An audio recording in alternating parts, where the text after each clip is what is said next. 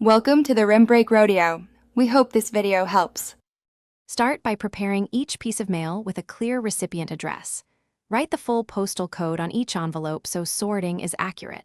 Include your return address in the top left corner for any undeliverable items. Buy and affix a postage stamp of 07 for regular domestic letters before you leave home. Ensure parcels are securely sealed and labeled. Double-check fragile markings and include tracking if the item is valuable.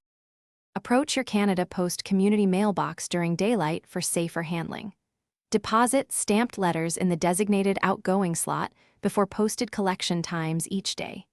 Use your personal key to open your assigned mailbox for incoming envelopes and small parcels.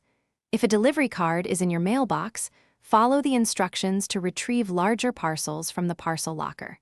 For oversized packages, the card will direct you to pick up from. If you receive a parcel card in your box, bring it and government ID to pick up your package.